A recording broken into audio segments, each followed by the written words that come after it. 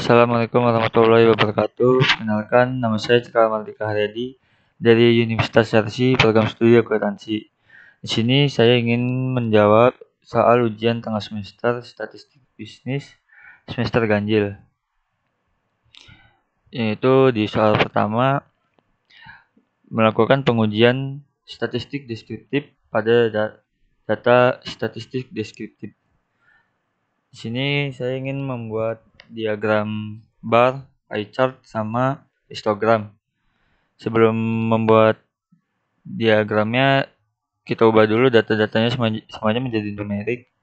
Tapi di sini saya sudah mengubahnya sebelumnya, sudah saya ubah semua. Jadi kita langsung saja uji. Kita klik Graph, kita pilih Legacy Dialogs dan kita pilih yang bar. Di sini kita pilih yang simple, data in chart-nya kita pilih yang summarize for group of cases. Di sini kita masukkan yang jenis kelamin ke kategori axis, lalu klik OK.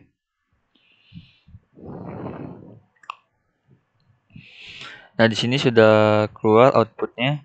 Di sini pria terdapat 8 jumlahnya dan wanita ada 7. Totalnya 15 sesuai data yang ada tadi. Itu diagram batangnya atau diagram bar. Lalu kita bikin diagram lingkaran atau pie chart. Caranya sama, kita klik Graph, lalu Legacy Dialog, pilih yang pie chart. Ini sama, kita pilih Summarize for group of cases. Sini jenis kelamin kita masukkan ke Define Slice. Langsung kita klik OK saja. Sini outputnya juga sudah keluar. Yang biru itu pria dan yang merah itu wanita. Di sini pria lebih besar karena jumlahnya juga sama tadi. Yang pria itu total 8, sedangkan yang wanita itu ada 7. Sama, ini hasilnya juga 15. Selanjutnya kita bikin data histogram. Data histogram itu data yang tidak berurutan. Di sini kita menggunakan data yang gaji untuk data histogramnya. Kita pilih Graphs, Legacy Dialogs, lalu ke histogram. Masukkan ke gaji ke variabel, lalu klik OK. Nah, di sini outputnya juga sudah keluar. Di sini yang mempunyai gaji 160.000 sampai 180.000 itu ada 2 orang, sedangkan yang 180.000 sampai 200.000 itu ada 3 orang. Dan sini ada yang 200.000 sampai 220.000 itu ada 8 orang. Nah, sini ada yang memperoleh gaji 220.000 sampai 240.000 itu ada 1 orang, dan yang 240.000 sampai 260.000 itu ada 1 orang. Tuh ya. Selanjutnya kita ingin menguji statistik deskriptifnya. Caranya kita klik Analyze, pilih Descriptive Statistik, lalu pilih yang deskriptif. Di sini kita masukkan semuanya ke variabel jenis kelamin, usia, dan gaji.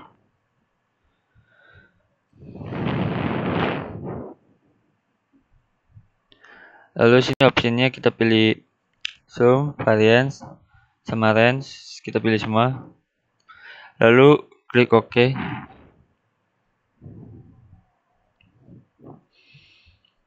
Nah, di sini kan sudah keluar semua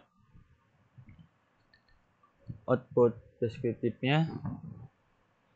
Di sini terdapat jenis kelamin jumlahnya ada 15, usia jumlahnya 15, dan gaji juga 15.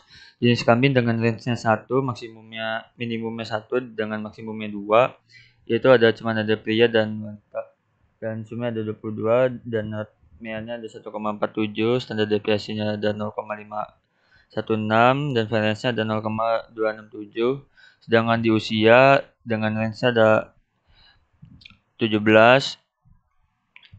umur yang paling muda atau kecilnya ada 22 dan yang paling tuanya itu ada 39.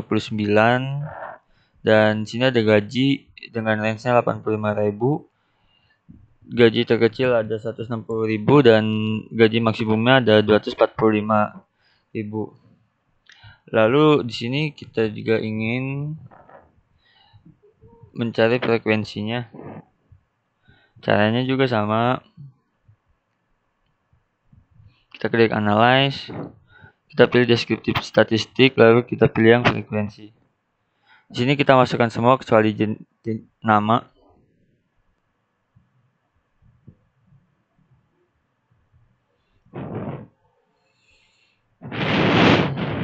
Lalu langsung oke.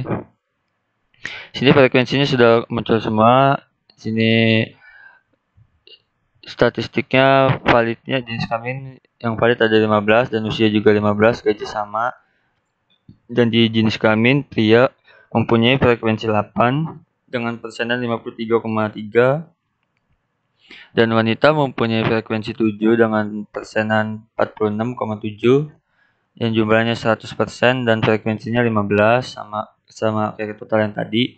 Dan di usia sini yang berusia 22 ada 2 orang dengan persenan 13,3 dan di umur 25 ada 2 orang dengan persenan 13,3 juga. Dan sini yang umurnya paling besar atau paling tua itu ada 39 dengan frekuensi 1, persenannya 6,7 dan total persenannya ini ada 100, frekuensinya total ada 15 karena sesuai dengan jumlah yang tadi. Di sini gaji yang mempunyai gaji 160.000 itu ada 1 orang dengan persenan 6,7, yang 170.000 juga sama, frekuensinya 1 dan persenannya 6,7%. Dan sini yang mempunyai gaji 245.000 ada 1 orang juga dan persenannya 6,7 juga dengan total persenannya di 100, frekuensinya 15. Nah ini untuk penjelasan nomor 1. Lanjut kita ke nomor 2. Ini kita silang aja biar tidak numpuk.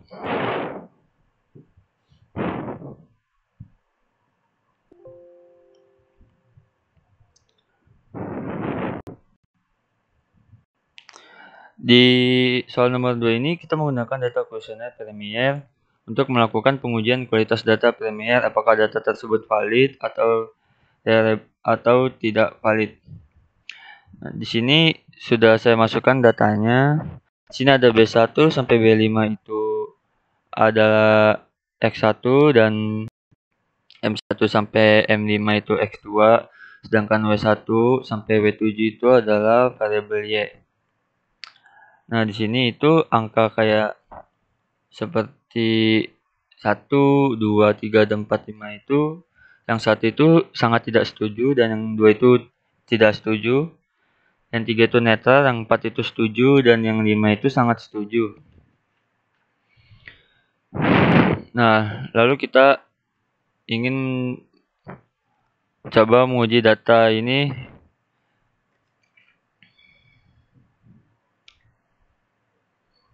valid atau tidaknya.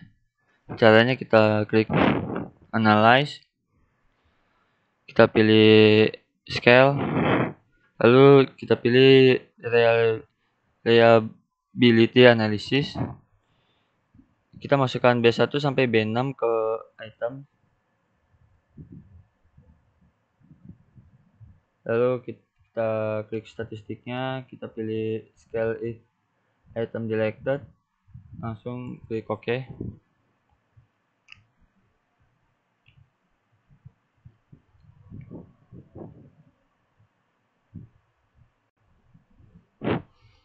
Di sini outputnya sudah keluar. Lalu kita masukkan lagi data-data yang M dan W tadi. Caranya sama.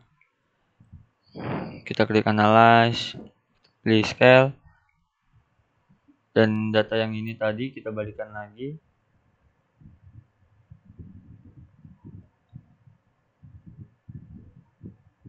Lalu kita masukkan yang M1 sampai M5. Ini juga sama yang tadi ya.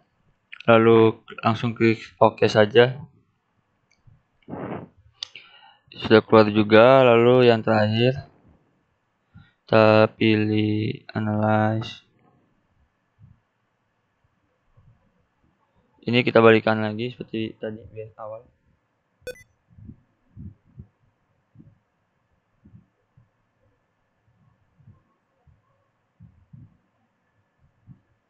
Kita masukkan W1 sampai 7. Langsung klik OK. Nah, semua data outputnya sudah keluar sini. Lalu kita lihat dari yang paling atas itu, di sini ada all variablesnya, cache processing summary-nya, validnya ada totalnya 171 dengan persentasenya 100. Dan di sini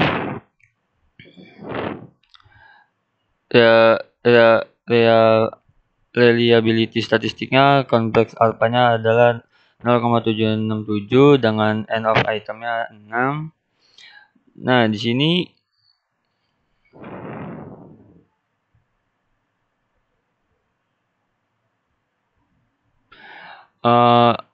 nilai convex alpha-nya kan 0,767 yang dimana lebih besar dari 0,6, maka data ini itu valid. Dan kita lihat juga di item total statistiknya, di corrected item total correlation-nya. Di sini kan totalnya ada 0,617 dan total ini semua itu lebih besar dari 0,3, maka data dapat dibilang ini itu datanya valid yang X1. Lalu di X2-nya di tes processing summary-nya jumlah validnya ada 171 sama seperti di atas, dan convex alpha-nya di sini 0,818 sama juga, yang dimana lebih besar dari 0,6, dan data ini itu valid atau reliable. Dan di item total statistik corrected item total correlation-nya di sini juga total semuanya ini di sini kan 0,592 dan ini 0,705, itu semuanya lebih besar dari 0,3, maka data ini juga valid. Dan yang terakhir di sini cache processing summary-nya juga validnya dengan jumlah 171 dengan persentasenya 100.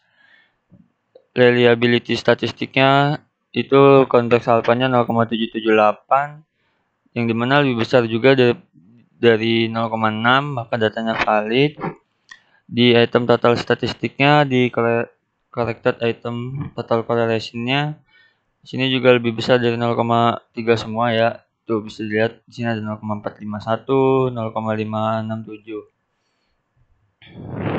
Nah, lalu kita lanjut,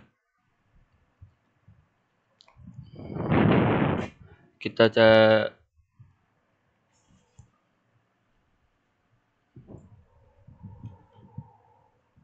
lanjut ke soal berikutnya. Kita cari data ini tuh terdistribusi normal atau tidak. Caranya dengan menggunakan data kuesioner PMR ini juga ya. Caranya kita klik analyze,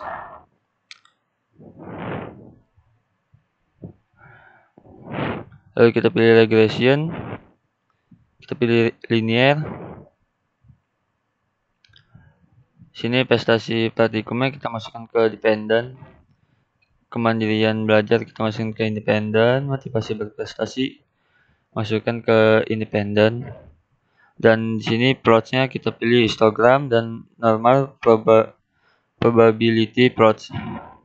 Dan save-nya kita pilih yang ini. Lalu klik continue. Lalu OK.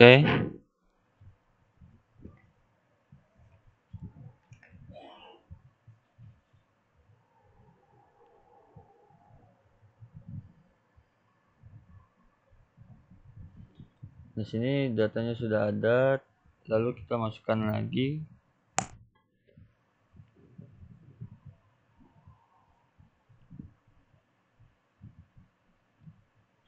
Kita langsung ke uji statistiknya. Kita klik analyze, kita klik non parametric,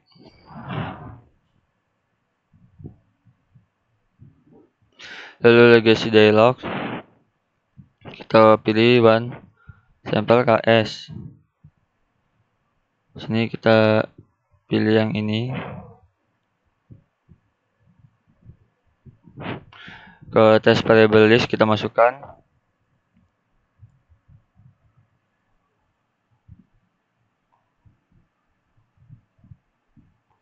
Lalu langsung klik OK.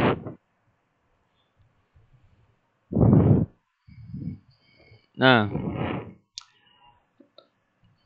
di sini kan sudah keluar semua outputnya.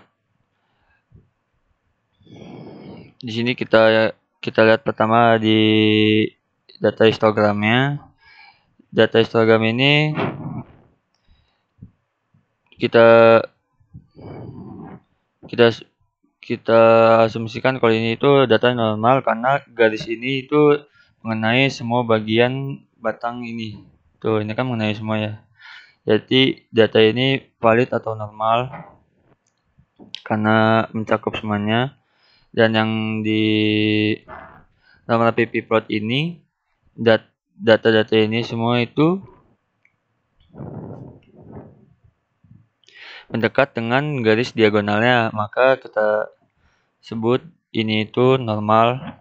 Kan ini berdekatan semua data-datanya dengan garis diagonalnya.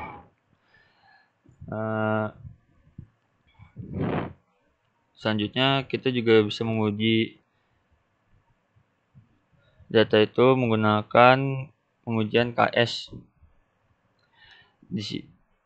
Di one sample KS ini kita lihat di asymmetric to-tilt-nya di sini kan 0,074 yang dimana lebih besar dari 0,05, maka data distribusi ini itu normal.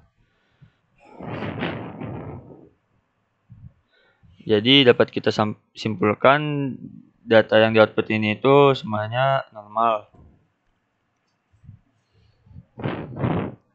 Nah, lalu lanjut kita ke soal berikutnya. Ini kita silang saja biar nggak numpuk.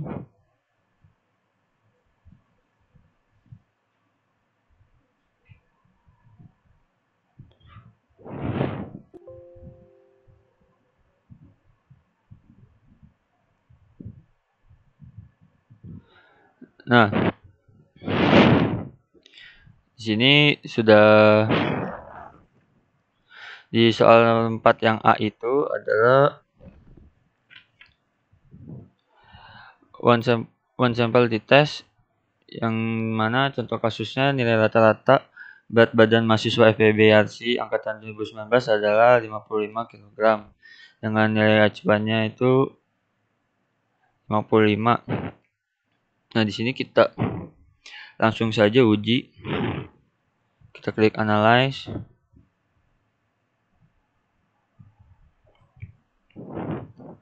Lalu compare means.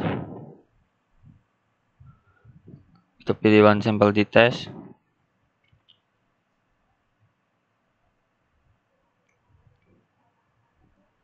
Kita masukkan berat badan ke test variable. Test value-nya kita ganti 55 karena berat acuannya tadi itu 55.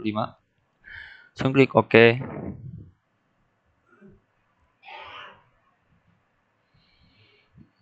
Nah, di sini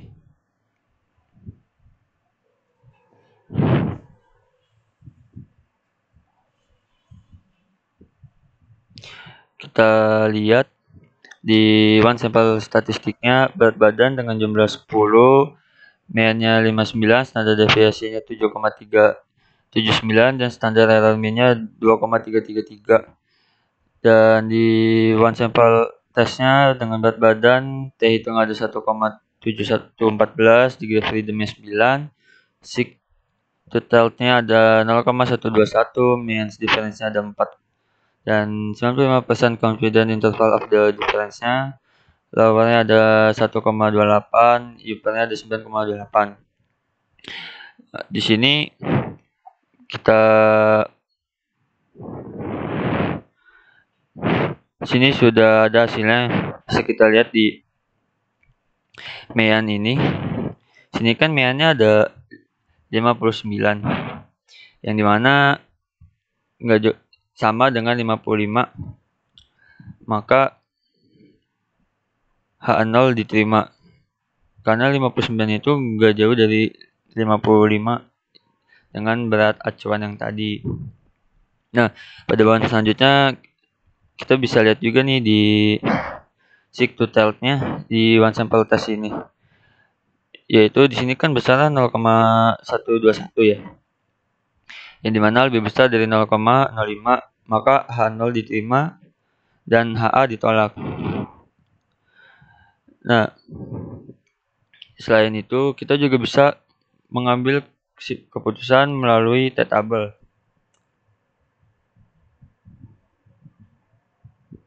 Sini kita buka T-table-nya.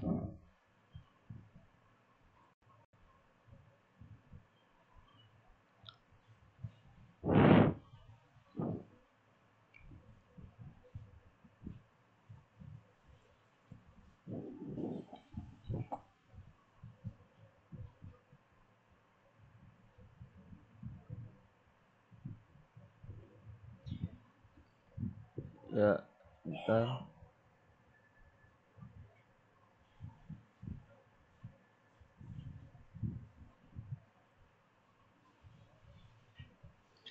Nah, di sini kan hitungan ada 1,741 dengan degree freedom-nya 9. Nah, lalu kita lihat di tabelnya itu. Tadi kan degree of freedom-nya itu 9. Nah, rumus tabel itu kan 0,05 dibagi 2 yang hasilnya 0,025. Lalu ini degree freedom-nya 9. Kita tarik. Nah, ini hasilnya 2,26216. Nah, hasil T-tabel itu lebih besar daripada T-hitung, maka H0 diterima dan HA ditolak. Ya, ini hasilnya T-tabelnya ini. Sedangkan T-hitungnya ini.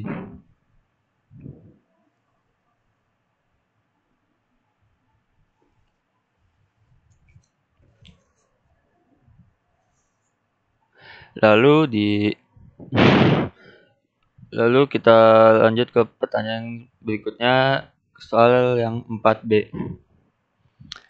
Ini kita silang.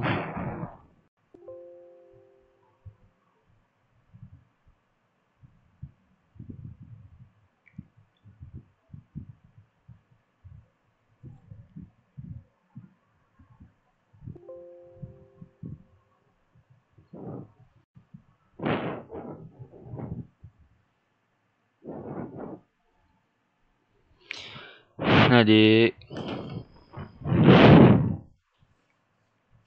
soal 4B ini melakukan pengujian two sample t-test. Sini sudah ada data-data kelompok, ada 2 kelompok, yaitu tidak menggunakan Excel dan menggunakan Excel. Sini sama type-nya kita ganti numerik dulu, sebelumnya sudah saya ganti, dan di values-nya juga sudah saya ubah. Di sini itu contoh kasusnya, seorang dosen melakukan pengujian hipotesis komparatif untuk mengevaluasi hasil belajar untuk mata kuliah akuntansi 2 di kelas A tidak menggunakan Excel dan B menggunakan Excel. Lalu kita uji coba saja. Caranya kita klik analyze. Kita pilih compare means.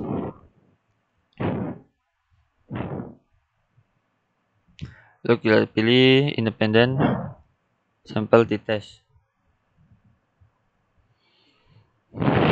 Nah,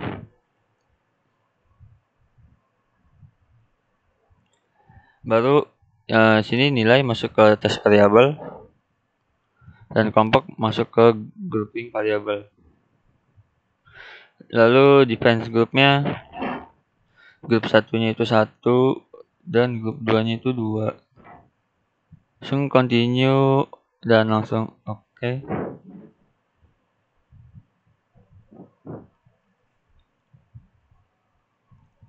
Di sini sudah keluar grup statistik yang tidak menggunakan Excel totalnya ada 15 orang dengan MINSA 82,27, standar deviasinya 7,658, standar error min-nya 1,977. Dan sedangkan yang menggunakan Excel totalnya ada 15 dengan MIA-nya 88,60, standar deviasinya ada 6,663 dan standar error min-nya 1,720. Nah, di sini bisa kita simpulkan dari data MIAN ini, di mana lebih besar yang menggunakan Excel nih. Ini 88,60, maka HA diterima. Lalu kita lihat juga di independent sample testnya. Di sini F hitungan ada 0,310, signifikannya 0,582, T hitungan 2,416 dengan degree freedom 28 dan sig to tilt-nya 0,022. Kita lihat di sig to tilt-nya itu sini kan 0,022 yang dimana lebih kecil dari 0,05, maka H0 ditolak dan HA diterima. Lalu kita juga bisa ambil keputusan melalui T-table dengan degree freedom-nya itu ini 28 dan T hitungnya 2,416. Kita buka T-tabelnya lagi. Tadi itu degree freedom-nya 28. 28 ini kita tarik sampai 0,025 sama seperti yang tadi. Di sini hasilnya 2,04841, sedangkan T hitung di sini 2,461.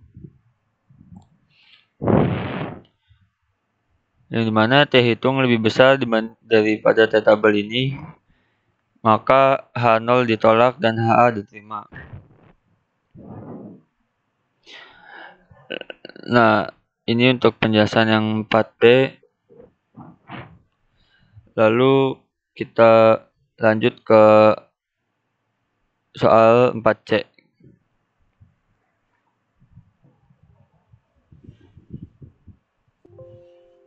Ini langsung kita silang saja biar tidak numpuk.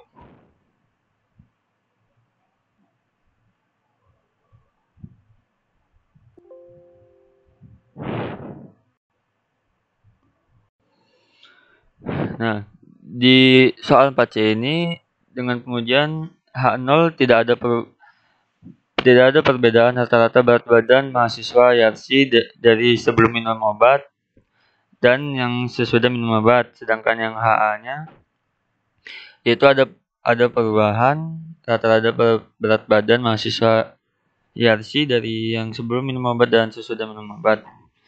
Langsung kita uji aja, kita klik analyze, lalu ke compare means, kita pilih paired sample t-test. Nah, sini berat yang sebelum minum obat kita masukkan ke variabel 1 dan yang sesudah kita masukkan ke yang variabel 2. Langsung klik OK. Di sini sudah keluar semua outputnya. Sini ada paired sample statistik berat sebelum minum obat. Sini rata-rata dengan meannya atau rata-ratanya 66,81 dengan jumlahnya 16, standar deviasinya 6,656, standar error min-nya 1,664. Sedangkan yang sesudah minum obat rata-ratanya 61,94 dengan jumlahnya 16 dan standar deviasinya 6,403, standar error minnya 1,601. Sini ada paired sample correlation-nya, jumlahnya 16, correlation-nya 0,899 dengan signya 0. Dan paired sample test-nya dengan mean-nya 4,875, standar deviasinya 2,941, standar error min-nya 0,735 dengan 95% confident interval of the difference-nya lowernya 3,308 dengan uppernya 6,442 dan T hitungan 6,630, degree of freedom-nya 15, sig to tilt-nya ada 0. Nah, dari data mean tersebut berat badan sebelum dan sesudah itu berbeda. Ini kan berbeda ya. Adanya perbedaan rata-rata, maka HA diterima. Lalu kita lihat juga dari sig to tilt-nya. Di sini kan sig to tilt-nya itu 0. Ini kan sig to tilt-nya itu 0. Yang dimana lebih kecil dari 0,05, maka H0 ditolak dan HA diterima. Nah, kita juga bisa kita lihat juga dari T-tabelnya lagi. Di sini dengan degree of freedom-nya 15 dengan T hitungnya itu 6,630. Kita buka T hitungnya lagi. Sini T hitungnya tadi degree of freedom-nya 15 sama ini juga. Nah, di sini hasilnya itu hasil T-tabel di sini kita dapat 2,13145, sedangkan T hitungnya 6,630. Yang dimana T hitung lebih besar daripada T tabel, maka H0 ditolak dan HA diterima.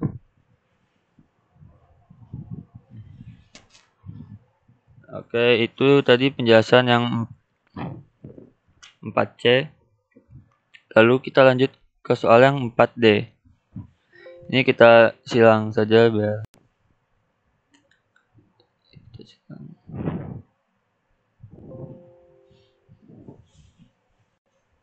Oke, lanjut kita ke nomor selanjutnya ke 4D, yaitu uji one way ANOVA. Yang pertama ada H0 adalah rata-rata tekanan darah orang peminum obat XYZ, yaitu sama, sedangkan yang HA itu rata-rata tekanan darah yang peminum obat XYZ tidak sama.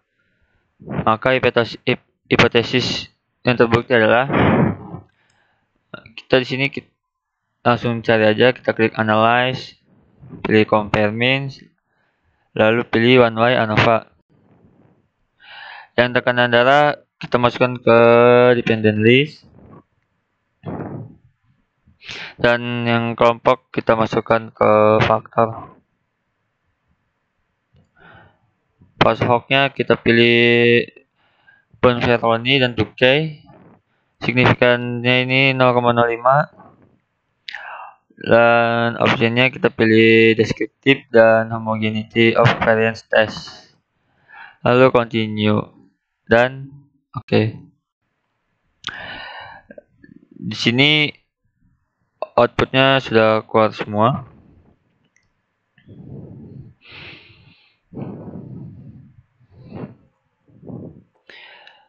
Di sini deskriptifnya dengan obat X dengan jumlahnya 7, mean-nya 125,00, standar deviasinya 10,801, standar errornya ada 4,082, logboundnya ada 115,01, upperbundnya ada 134,99, minimumnya 110 dan maksimumnya 140. Sedangkan yang obat Y itu jumlahnya ada 7 dengan mean-nya 125,00, standar deviasinya 12,583, standar error ada 4,756 dengan minimumnya 105 dan maksimumnya 140. Sedangkan obat Z itu jumlahnya sama 7, B-nya 152,14, standar deviasinya 15,507, dan standar errornya itu 5,861 dengan minimumnya 130 dan maksimumnya 175.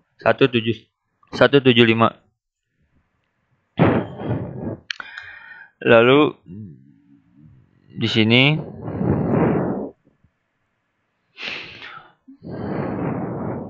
di test of homogeneity of variance-nya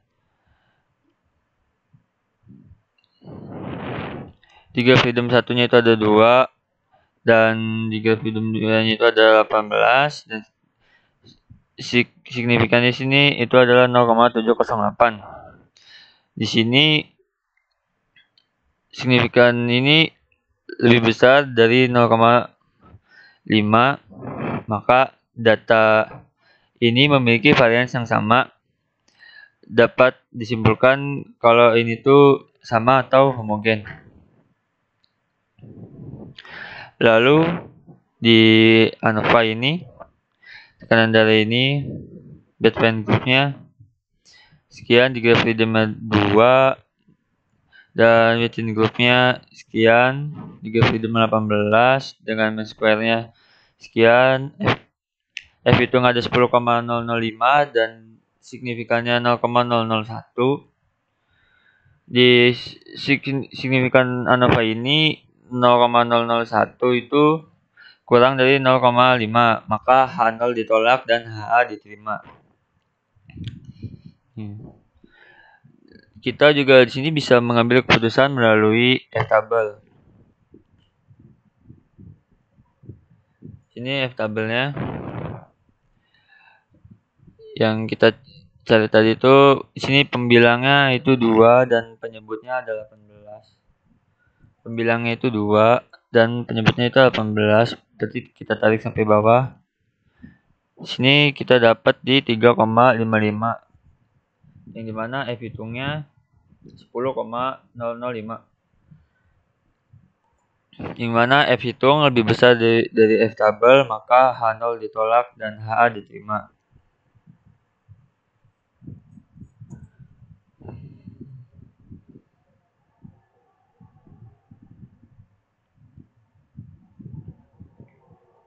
Lalu di sini ada vertical comparisons-nya. Di sini ada tukai HSD dengan obat X. Kelompok pasien ada obat X, obat Y dan Z. Mean difference-nya ada 0,000, standar error-nya 7,007 dengan signifikannya 1. Labunya ada 17,88, U/nya ada 17,88 dan di obat Z sini ada 27,143 dan standar errornya 7,007 dan signifikannya 0,003. Labunya ada 45,02 dan U/nya 9,26. Di multiple comparison ini ada 2, itu ada tukai HSD dan Barveni. Tukai HSD itu adalah pengujian perbandingan jamak untuk menentukan apakah dua rata-rata atau lebih berbeda secara signifikan dalam jumlah analisis varians. Menguji perbandingannya itu kita menggunakan nilai signifikan pada nilai signifikan di tabel yang ini, yang dimana default SPSS itu 0,05. Sedangkan yang Benveroni itu adalah pengujian analisa sampel yang sama maupun berbeda pada setiap perlakuan dengan membuat perbandingan antara perlakuan. Jadi kita lihat di sini juga ada tanda-tanda bintang gitu. Di sini membuktikan adanya perbedaan yang secara signifikan. Kita lihat di sini di obat X dan Y.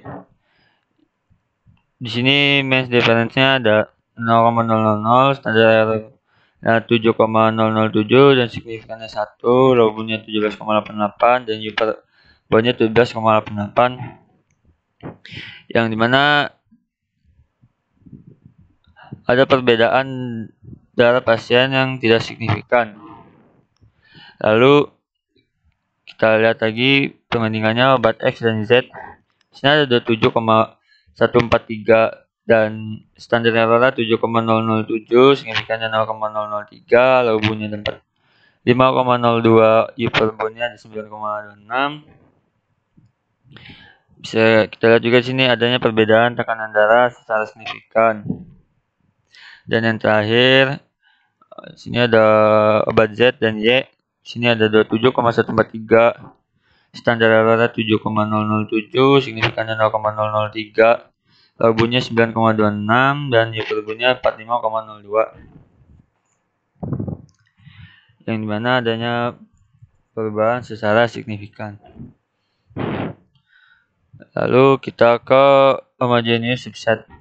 Di sini ada kelompok pasien obat XYZ dengan subset var alfanya 0,05 dengan jumlah obat X7, obat Y7 dan obat Z7. Di subset var alfa 1 ini ada persamaan antara obat Y dan Z. Sini tidak ada perbedaan, sama-sama 125,00. Sedangkan di subset var alfa 2 sini ada obat Z yang dimana hasilnya 1,2,14 dan berbeda dari obat X dan Y.